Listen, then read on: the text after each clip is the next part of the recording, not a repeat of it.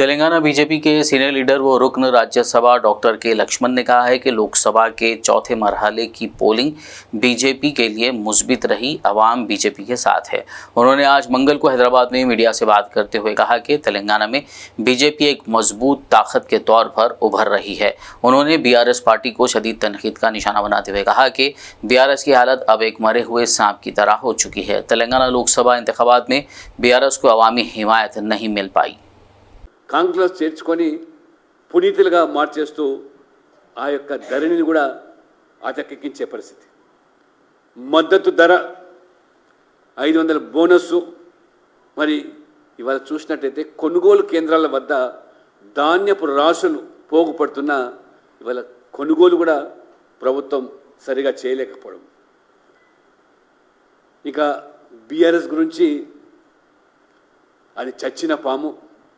ఎంత వారు జాకి బట్టి లేపాలని ఆ యొక్క మరి కారు ప్రయత్నం చేసినా కారు గ్యారేజ్ నుంచి బయటకు వచ్చే పరిస్థితి లేదు. స్క్రాప్లో కూడా ఇవాళ అమ్మే పరిస్థితి కూడా లేకపోతుంది. కాబట్టి వీరు ఎంత డబ్బు ఖర్చు పెట్టినా కుప్పిగింతలేసినా ఒక్క సీటు కూడా గెలిచే పరిస్థితి ఈ రాష్ట్రంలో మరి ప్రస్తుత పరిణామాలు స్పష్టం చేస్తూ ఉన్నాయి. ఎందుకంటే ప్రజలు కూడా 10 ఏళ్ళు మోసపోయినాం.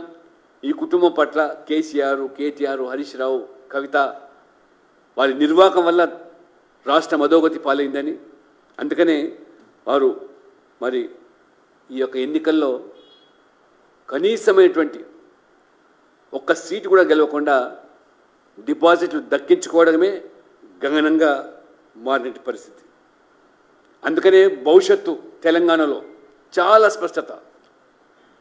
రాజకీయంగా బీజేపీ ఒక శక్తివంతమైన పార్టీగా 2 పార్టీలకు ధీటుగా ఇవాళ ఎదుగుతున్నది. కాబట్టి 2 పార్టీలను మించి ఇవాళ పార్లమెంట్ సభ్యులు గెలవబోతున్నారు. కాబట్టి ఈ 2 పార్టీల యొక్క కుట్రపూరిత చర్యలు